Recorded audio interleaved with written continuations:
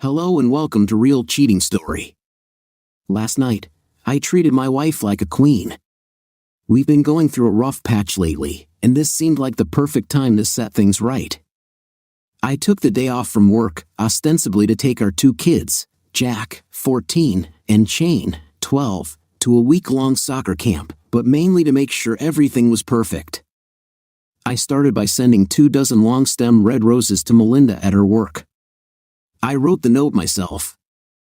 Asterisk roses are red. My love for you is true. My plans for tonight will make it clearer to you.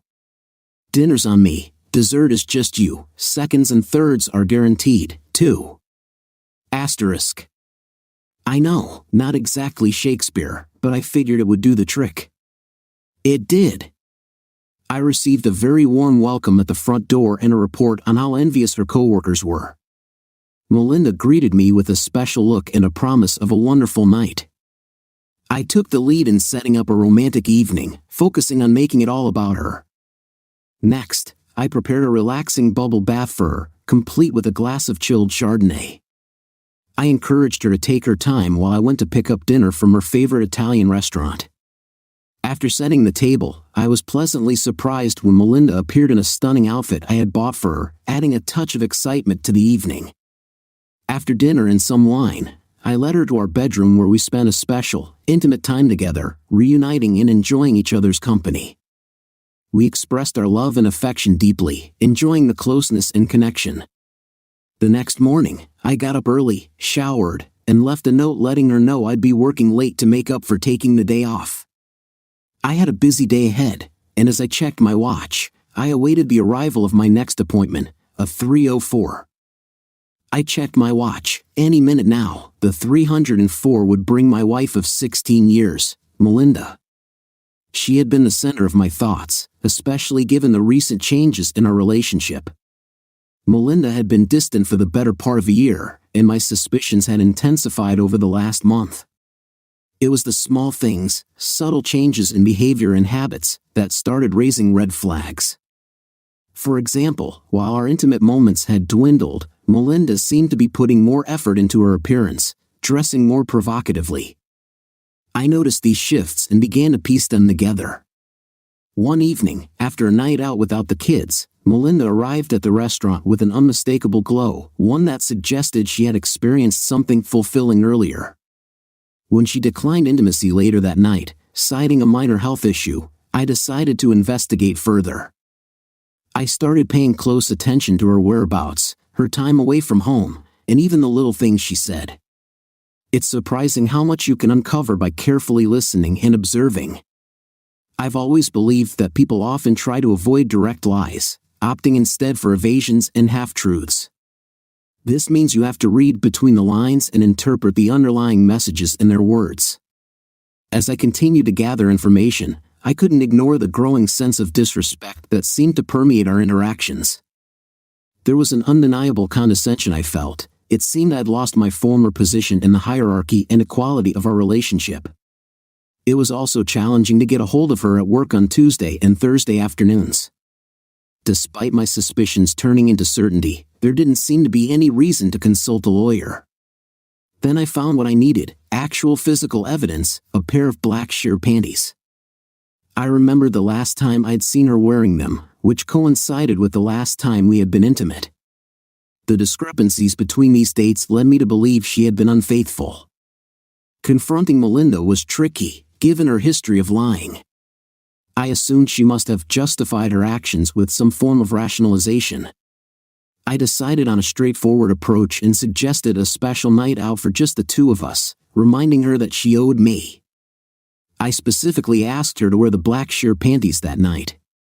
As we prepared for our evening, I reminded her about the panties, and she assured me I wouldn't be disappointed. Dinner went well, with me giving her plenty of attention and wine. By the time we got home, Melinda was more enthusiastic than I'd seen her in years. "Strip for me," I said, lying back against the headboard with my hands behind my head. "Come on, show me what you've got." Melinda began to sway drunkenly but shook her head. "Melinda, you owe me. We haven't been intimate in almost a month." I waggled my finger at her, We had intimate the day you went on that trip. It's only been 2.5 weeks, she interjected. Fine, 2.5 weeks. One fact agreed upon, I said. Come on, take it off. She hesitated. Okay, but don't expect this every time you take me out. I nodded as Melinda slowly began to disrobe. She unzipped her skirt and hooked her thumbs in the waistband. Hey, who's doing the striptease here? She joked, though I could hear the edge in her voice. I thought this was about pleasing me, I said. I want to see those panties. Remember, they were a gift. They symbolize our marriage. Come on, humor me. I couldn't find them, Melinda said, her frustration rising. All right, where are the panties? I asked. You always wash your lingerie together. You have the bra, where are the panties? She was getting more upset, but I remained calm. Don't get mad at me. I'm just asking you to wear something I gave you. If you had told me the truth earlier, I wouldn't have insisted. So, the last time you wore them was right before my trip. I remember because you looked so sexy in them when we were getting ready for bed. Maybe they got kicked under the bed, I suggested. Tim, can we just forget about the panties? Melinda's desire was fading, and I could see doubt in her eyes. Can't you just make love to me? She asked, trying to change the subject. Sure, no problem, I said, though I wasn't finished. I remember where I bought those. They really meant a lot to me. Her voice was weary. Yes, Tim. I last saw you with them on right here in this room, I said, rolling off the bed and kneeling beside it. You took them off before we had intimate, right? I remember, she said. I took them off, and we had intimate. But now I'm standing here, I'm not wearing them, and I have a headache. I think I'll give you a rain check on the rest of the evening. Melinda began picking up her clothes. What's the problem? They're just panties. She looked miserable. Are we okay? Is there something you want to tell me? It's been 2.5 weeks since we've had intimate, and I make a simple request, and now I'm in trouble. Why didn't you just tell me you didn't know where the panties were? What's so hard about being honest? I didn't want to disappoint you, she said. I know it's been a while since we've been together. We're both so busy. I guess I turned a small thing into a big deal. I'm sorry. I'm sorry too, I said. How about we reschedule? I smiled as I pulled out the crusted underwear and extended them to her. She took them, looking puzzled, then momentarily horrified, but soon regained her composure. So, that's where they've been. I thought I looked there. Go ahead, put them on, I said. They're filthy, Tim, she protested. I'll make sure you're the first to see them after I wash them, she replied confidently. I had to admire her brazenness. Despite the fact that we hadn't been intimate in 2.5 weeks, Melinda insisted the last time she wore those panties was before we had intimate. I questioned why they appeared so worn, trying to keep my tone neutral and non-accusatory. Melinda's response was a performance of lies and evasions. She confused the dates and timings of our intimacy and even made a big deal out of my suspicions, implying that my jealousy was misplaced. She thought it was cute that I suspected her of being unfaithful, and I apologized for my jealousy and poor memory. Her reaction made me feel she thought everything was fine, but it wasn't. My apologies dissolved into a white-hot anger, and I shifted from uncertainty to the conviction that she was seeing someone else. Realizing the extent of her disrespect, I knew our marriage was over. I needed incontrovertible evidence, ideally catching her in the act. With modern GPS technology, phone taps, computer snooping, and digital voice recorders, I quickly gathered a clear picture of her activities. Her lover, Ernie, was someone she met 2 to 3 times a week, Tuesdays, Thursdays, and frequently Saturdays, usually at a hotel on the other side of town. The routine became apparent through the recordings, with the biggest surprise being Melinda's lack of guilt. In conversations, I was merely an inconvenience to their relationship. This realization fueled my resolve for retribution. I was no longer contemplating reconciliation. She was the enemy. The tipping point came when I heard a recorded conversation between Melinda and Ernie shortly after the incident with the panties. During their call, Melinda expressed how much Ernie's attempts to be nice to her were cute. She explained that the stained underwear I found were his and not mine, and she laughed about how she loved me as her husband while also appreciating Ernie in a different way. The more I listened, the clearer it became that she was unapologetically enjoying her double life. Melinda was going to pay for her betrayal, both in the short term and the long term. I planned to make her suffering as memorable as possible, but I wasn't interested in targeting Ernie directly. If trouble came his way, so be it. My primary concern was to protect our children from the immediate fallout of our family breaking apart while ensuring Melinda faced the full weight of her actions. I arranged for the kids to attend a week-long soccer camp at a university a couple of hours away, running Monday through Friday. I dropped them off on Monday morning and spoke with the camp directors, explaining that I was dealing with serious issues involving their mother, including concerns about faithfulness and potential drug use. I wanted to shield the kids from the initial pain of the divorce and to ensure that Melinda bore the full brunt of the consequences. Tuesday was the day of reckoning. Melinda was scheduled to meet Ernie at 4. I spent that day preparing everything, finalizing the divorce papers, changing the locks, and handling bank accounts and credit cards. This was a day Melinda would never forget. I checked my watch again. Timing was crucial. I smiled when I saw her car enter the parking lot. Operation was now in motion. I called Melinda's work as soon as I saw her car, leaving a quick message on her voicemail about an emergency and to call me on my cell phone as soon as possible. Ernie arrived a few minutes later. He looked young, probably in his mid to late 20s. Any remaining doubts about my plan disappeared when I saw Melinda greet Ernie with a kiss. I called her cell phone while they were still together. She glanced at her phone and, as expected, let it ring. I hung up at the start of her voicemail and called again. I figured she would either turn her phone off or lock it in her car, giving her plausible deniability if questioned later. She chose to lock it in her car. I left a message saying there was a family emergency and that she needed to call me as soon as possible. I watched them go into the room and began to call and hang up every few minutes, planning to leave multiple missed call notifications on her phone. I waited about 20 minutes, assuming they were at least undressed if not more involved. I drove to a spot next to Melinda's car, opened my trunk to appear natural if anyone was watching, and proceeded to deflate both tires on the driver's side by unscrewing the inner part of the valve stems. I then inserted a few roofing nails into the tire tread to make it look like she had run over a bunch of nails. Ernie's truck received some attention too. Although I had no intention of causing physical harm, I decided to make things difficult for him as well.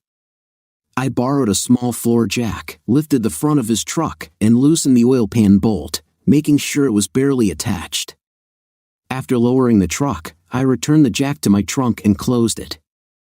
I was finished within 15 minutes and drove off to wait. They emerged from the room 2 hours later, with more kissing and hugging. The only noticeable difference was that Melinda's movements were more relaxed and affectionate, which she tends to be after being intimate. Her demeanor changed abruptly when she saw the flat tires. She started gesturing and waving her arms as she inspected the car. Ernie must have said something foolish because Melinda turned and said something that made him back away, hands up. I called her phone again. She looked in the car and fished around in her purse for her keys, clearly flinching when she saw the number of missed calls. It was time for my performance. I saw her dial and braced myself. "Hello, Tim," her voice sounded shaky and nervous. "My God, Melinda, where have you been?" I yelled into the phone, taking a breath. "You don't have to yell, Tim. I can hear you just fine. I've been trying for hours to reach you. Where are you? Why aren't you at work?" My voice was edged with panic as I continued, and she began to stammer out a feeble excuse. I started talking over her, crinkling some paper and disrupting my speech pattern to emphasize my frustration. Be quiet and listen. There's been a serious incident at the soccer camp. Both kids have been taken to the hospital for emergency surgery. The doctor isn't sure if they'll make it. Hurry. My battery's dying. Did you get that? The medical center. I'll meet you there. Hurry, Melinda. I hung up and turned off my phone. I saw Melinda shouting into her phone, then she sprang into action. Melinda pushed Ernie towards his car, and soon they were heading for the freeway. I waited until they were out of sight, then drove to Melinda's car. I removed the fake nails from her tires and refilled them with flat fix. She would need her car by the end of the day. I had 2 more calls to make before heading home. I drove towards the freeway they would be taking to get to the university. I stopped at the first emergency call box and pulled out 2 of my voice recorders. I soon reached the state highway patrol. I pitched my voice low and added a southern drawl. Hi, officer. I want to report a case of road rage, I guess you'd call it. I was going the speed limit, I emphasized, and this blue Toyota pickup came speeding up behind me, right on my tail. Excuse my language, but it was aggressive. I should have pulled over, but anyway, this guy starts leaning on his horn, then swerves around me. I was surprised he didn't hit anyone. Then he cut right in front of me. I got a partial plate, just the last 3 numbers, 392. My voice was interrupted by an angry female voice from the recorder. Tell them about the gun, Harold. I saw a gun, I added quickly. That crazy guy flashed a gun at me. I turned away from the phone. Honey, I didn't see it. Look, I'm just telling them my name. The female voice blared out, those crazy people can track us down and kill us. Hang up, Harold. Hang up right now. I disconnected the call. I had recorded those phrases with a woman at work who had a strong southern drawl. I told her it was for a prank on my shiftless brother-in-law. She'd given me a few takes without batting an eye. I got back in my car and headed home. On the way, I called the soccer camp and, in a weary voice, informed them that telling my wife I was divorcing her had not gone well. I said she had gone ballistic and threatened my life. I warned them that she and her companion might be on their way to try and take the children. I asked them not to release the children to her, as her companion was a known drug user and it wasn't safe for the kids. The camp operators were very understanding and agreed not to mention anything to the kids unless absolutely necessary. An hour or so later, I was at home, eating pizza and drinking beer. I figured I had at least 1 more hour before Melinda might show up, if she was able to contact the soccer camp and determine that the kids were fine. I didn't think that was likely, as I had made all the arrangements, and she didn't even have the correct name for the camp, let alone the phone number. If she got to the university, she would discover there was no university medical center or hospital. I had to smile at the thought. If the oil drain plug had fallen out, she and Ernie would be sitting by the side of the road. A couple of hours later, the camp called to report that Melinda and a male companion had indeed shown up. They arrived in the company of the state police, who had pulled them over for speeding and conducted a thorough search for weapons, prompted by the road rage report. The camp officials assured Melinda that the kids were fine, but they refused to let her see them unless I was present. When she questioned what that meant, one of the camp staff mentioned the divorce and asked if the man she was with was her husband or a lover. Melinda turned pale and became hysterical. The state police had to escort her and Ernie off the campus grounds. The soccer camp staff's actions couldn't have been better timed. While Melinda and Ernie were discussing the situation, one of the staff mentioned the drug user reference, which led the police to pull Ernie over again after they left the campus. He ended up getting into an altercation with one of the officers and was arrested for driving while impaired. Melinda, deemed unfit to drive due to her emotional state, was also taken into temporary custody. I received a call from the state police shortly after speaking with the camp officials. I had a detailed conversation with Sergeant Watson, explaining that Melinda had been cheating on me and that I had finally decided to file for divorce. I gave him my lawyer's contact information. The sergeant said he wanted to talk to Melinda and asked if I would be available. I agreed but warned him that she might deny everything. I even suggested that if they wanted to conduct a vaginal swab, it was fine with me, though he declined. Half an hour later, the sergeant called back to say they were releasing Melinda and that she wanted to speak with me. I told him she could call my lawyer at the number I had provided. He chuckled when I mentioned that her car was parked at the motel where she had been with Ernie. A few minutes later, I saw Melinda's cell number on the caller ID. I answered but said nothing. After a long pause, I heard Melinda's trembling voice. "Tim, I don't know what you think is going on, but please don't make this any worse than it already is. Your actions have destroyed our family." I hung up and turned off the ringer. I would have loved to see her reaction to the new answering machine message. "Hi, this is Tim. Melinda no longer lives here. Her cell number is..." At 2 a.m., I heard someone pounding on the front door. I walked to the door and shouted through it, "Your things are in the driveway." I had packed her clothes into trash bags. "Take your things and go away." "Tim, please let me in." Melinda sounded exhausted. "There's been a terrible misunderstanding. We need to talk. I love you." We went back and forth, but I didn't budge. Finally, I played a part of a phone conversation I had recorded while she was driving, where she spoke about her feelings for Ernie. I turned the volume up loud during the discussion about their intimate moments. Melinda started to cry. I told her to get her things and go stay with Ernie or whoever else she was involved with. She left, saying she would go to her parents' place and return the next day to sort things out. The next day didn't go as she had hoped, and neither did the days that followed. I was relentless. I had her officially served at work on Thursday. She was waiting by my car at the end of the workday, furious. "I have nothing to say to you, Tim," she said, anger evident. I remained calm. "Don't you dare talk to me that way. I can't believe you had me served at work. Do you have any idea what you've done?" Her anger was intense. "What I've done? I'll talk to you however I choose. Would you prefer that I ignore you? If I gave you $20, would you leave? How dare you? I am your wife, Tim. I am the mother of our children. When they come home tomorrow, they'll find me, not just your accusations. I imagine you'll be somewhere with that other man. Please, stop calling me names. It's not going to help us. We need to talk about this. I realize you're angry and upset, but we can work through this. Our marriage can be stronger for this. Would you listen to yourself?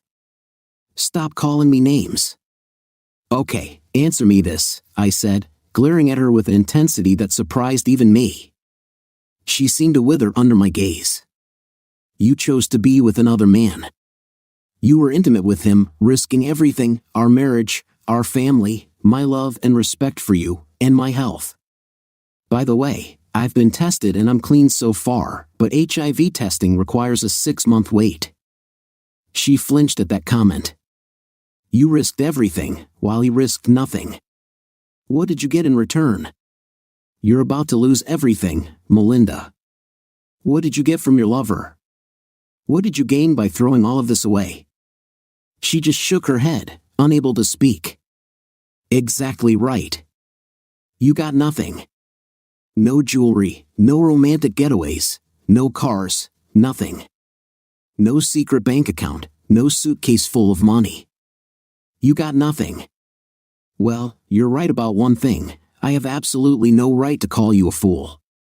A fool would at least get something for their actions. You were with another man and received nothing in return, and now you're going to lose everything." I drove away with her sitting on the ground, sobbing uncontrollably. I arrived at the lawyer's office right on time. I had even stopped by the house to shower and dress in a suit. I wanted her to see me at my best. Sitting opposite her in the lawyer's office, if I cared for her in any way, the look that Melinda gave me should have broken my heart. Her pain was palpable, but my expression remained calm and impassive. My resolve was unwavering. She made one last effort to delay the inevitable. I simply glanced down at my watch and then back up at her. Her shoulders slumped as she picked up the pen and asked my lawyer where to sign. Victory was mine. The first document she signed was the petition for divorce, citing irreconcilable differences. At one time, I had cared deeply about listing adultery as the cause. I was fortunate to have a lawyer who knew how to bring on the pain. The key, she had told me repeatedly, was in the terms and conditions of the divorce. Success depended on knowing what the other side wanted and what you could force them to give up in return. The entire signing process was a performance my lawyer and I had choreographed. It was quite impressive. The next document was a name change request. Melinda was required to revert to her maiden name. If you don't think that's a big deal, think again. She was no longer going to have the same last name as her children. That point alone nearly derailed the agreement. Watching her relinquish my surname, tears trickling down her cheeks, I felt a twinge of sympathy. It wasn't just the failure of hope that struck me, it was the realization of loss being overwhelmed by the actual reality of surrender. Her losses were suddenly real, no longer just negotiating points. She looked at the tray and shuddered as she removed her wedding ring. As soon as she placed her engagement ring on the tray, it was quickly removed from the room. She twisted her wedding band on her finger, a small token I had allowed her to keep. But even that small victory was about to turn to ashes. "Do you know why I'm letting you keep that ring, Melinda?"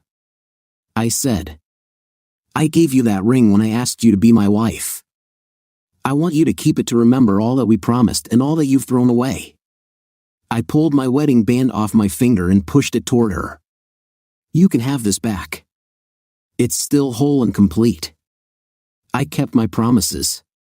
One of my lawyer's assistants returned with the tray, and Melinda's ring had been cut in two. I picked up the pieces and held them in my open hand before tossing them into a trash can. They were worthless to me now. Melinda seemed to waver in her chair and reached out to grip the table, her head bobbing slightly. My initial thrill of victory began to fade, and I started to feel some sympathy for her.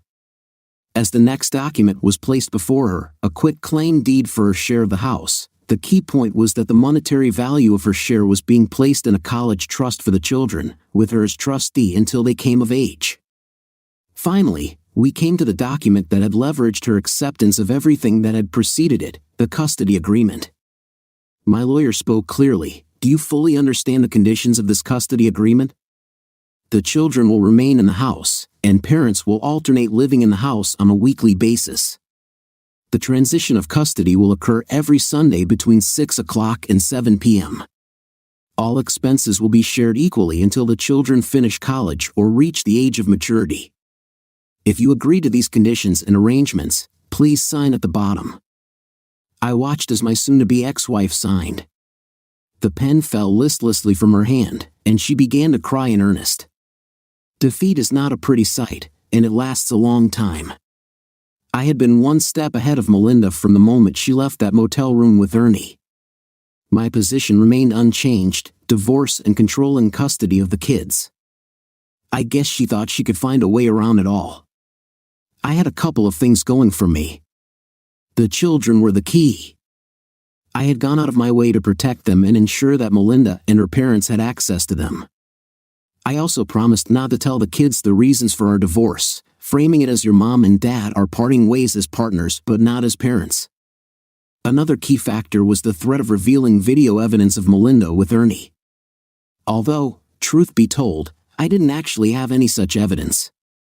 Years ago, a friend had mentioned seeing a film with an actress who looked strikingly like Melinda.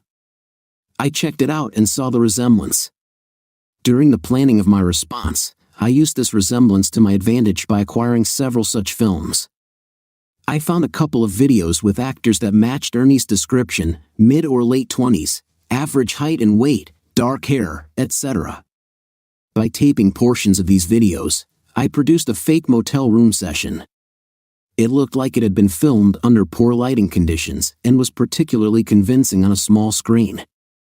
Melinda would have recognized it as a fake immediately, but not her father. During a meeting where he tried to convince me to give Melinda another chance, I showed him the video. I told him it was one of the less graphic ones and that I had hours of similar footage. Evidently, this was very persuasive, as he managed to convince Melinda to drop her opposition. I suppose an irate son-in-law threatening to share the video with everyone they knew, family, friends, co-workers, etc., was a strong motivator. The clincher in the agreement was the joint custody arrangement with alternating weeks. I made sure to include specific language prohibiting Melinda from bringing any romantic partners into the house, and insisted that the term partners be used in the agreement. You know what's funny? The last thing I expected during the divorce was the effect it would have on women. My self-esteem had taken a huge hit after being cheated on. I couldn't help but feel inadequate. But, surprisingly, my new single status, combined with good credit and disposable income, made me quite appealing. I was amazed at how many women were eager to support me through this difficult time. I was pleasantly surprised by the number of women willing to support me and help me get back on my feet. They were so persistent that I began to look forward to my time at home with the kids, as I needed the rest. I had offers from women at work, acquaintances, including some who were good friends with Melinda, and even fellow residents of my new apartment building where I stayed during my off weeks. One evening, while I was still moving into my new place, I ordered pizza. The soft knock indicating its arrival wasn't unexpected, but the delivery person was a surprise. I recognized her as someone I'd seen in the building but didn't know her name. "Hi, my name is Darlin," she said, pronouncing it Darlin with a slight drawl. "I just wanted to welcome you to the building." Darlin was average-looking but had an easy-to-like quality about her. I invited her in, and we shared the pizza and a couple of beers. Darlin was divorced and had a straightforward, no-nonsense demeanor. "Tim, I like you. You seem like a real nice guy, so if you ever need company, just call old Darlin," she said with a grin. I nodded, not quite sure how to respond. I almost mentioned that I could handle cooking and cleaning just fine on my own. I was still adjusting to being freshly single and felt a bit clueless about dating and relationships. Darlin was direct and clear in her approach. It became evident that she was enthusiastic and skilled at providing companionship in a way that was refreshing. Our interactions led to us seeing each other frequently. The following nights, we continued to enjoy each other's company, and our connection grew. A few weeks later, Darlin had to go out of town on business, so she sent a friend, Rhonda, over. Rhonda wasn't as interested in companionship as Darlin, but she was very attentive and skilled in her own way. I have to admit that I was quite active during the first year of my divorce, meeting and dating multiple women. While the experiences were enjoyable, I felt a sense of emptiness and missed the intimacy I had with Melinda. This absence of intimacy only fueled my ongoing anger towards her. I made no effort to hide my activities, which seemed to hurt Melinda, adding to my satisfaction. Over time, things settled into a routine, and even the kids seemed to be adjusting well. Holidays were difficult, especially the first year, but we managed.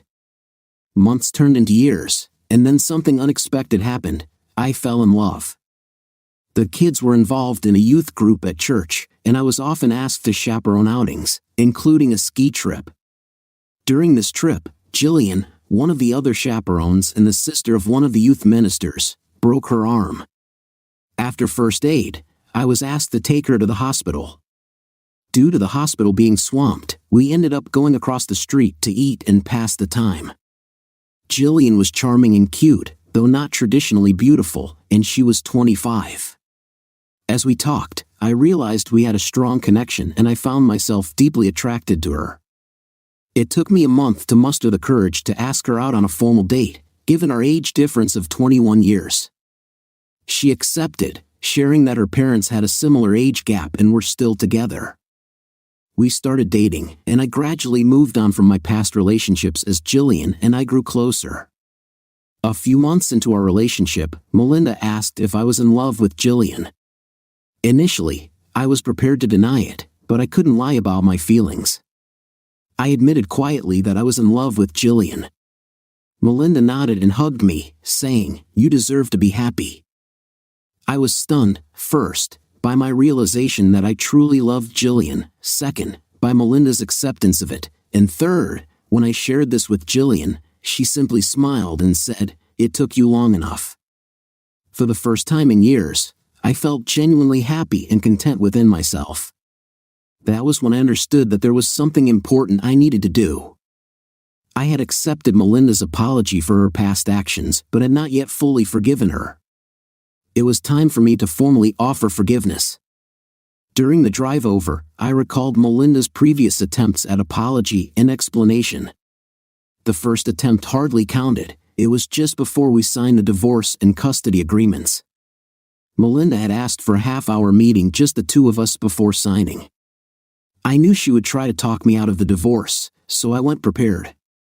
On the way to the meeting, I listened to recordings of conversations between Melinda and Ernie. I spent the entire half-hour looking at her with disdain. When the time was up, I looked at my watch and picked up a pen, signaling that her attempt had failed. Her second attempt came after our first set of holidays apart. Due to a quirk in the calendar, I ended up with the kids for Thanksgiving and Christmas. It was a miserable time, and early in January, Melinda asked to speak with me. That's when I discovered she knew about my dating, which she referred to as my open-door policy. The conversation went downhill from there. "Look, Tim, I know I messed up. I've caused a lot of pain in our family. The holidays were terrible for all of us. I know you've been with other women, and it's tearing me apart. We are meant to be together, Tim. I've scheduled an appointment with a couples counselor. It's time for us to get back together. I've learned my lesson." I was so surprised and stunned by what Melinda said that I couldn't respond at first. Then, anger began to surface, and I focused on her coldly. "You've learned your lesson? Really? And what about your past relationships? Does that mean you're planning to end them?" Melinda looked at me with complete earnestness, claiming she hadn't been with anyone else since that day. "I haven't talked to or seen Ernie since then. Unlike you, I haven't dated anyone." "Oh, I see," I said, nodding slowly. "So, it's back to how it was before, or are you suggesting something less conventional?" She was clearly upset. "How dare you? I have not been with any other man, unlike you." I let her vent, seeing her frustration. "Do you have any idea how painful it is to know you leave the kids and spend your time with anyone willing? We're not married, Melinda. I'm a single guy now.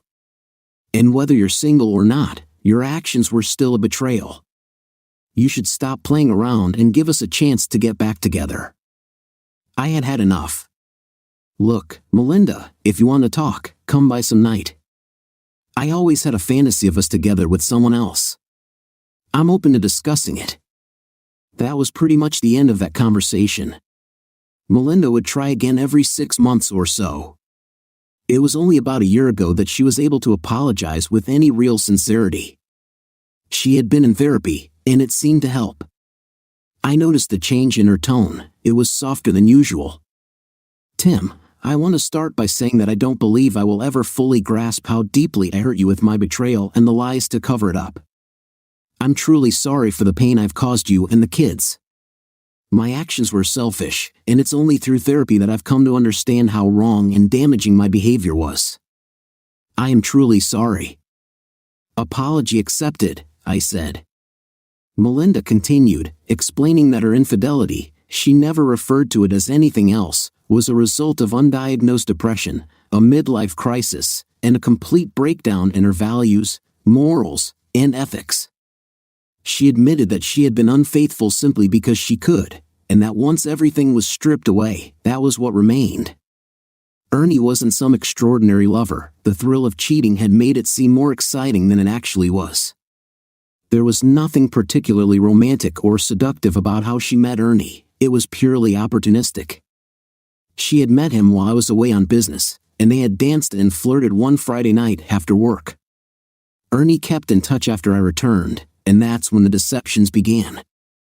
Melinda found the secrecy exciting, and it became a game between her and Ernie. The next time I was out of town for a few days, Ernie persuaded her to take some time off work. They went to a restaurant in the lobby of a downtown hotel, where they flirted and drank wine. Ernie suggested they continue their time together by offering a room key, which Melinda initially declined. He convinced her to at least check out the view from the room. Once there, she realized it wasn't what she expected. Ernie commented that the best view was right in front of him. Melinda admitted she was captivated and felt a strong attraction. They ended up spending the afternoon together. When I returned, Melinda tried to compensate for her guilt by paying extra attention to me, even though she was already anticipating the next opportunity to be unfaithful. Eventually, she became so comfortable with cheating that she didn't wait for me to be out of town. This continued until I caught her. After her confession, I reiterated that I accepted her apology but did not say that I forgave her. I needed to resolve my feelings with Melinda before moving forward with Jillian. That Sunday night was emotional for all of us, Melinda, the kids, and me. There were tears of sorrow and regret, but also many tears of happiness. I told Melinda that despite everything, a part of me would always love her.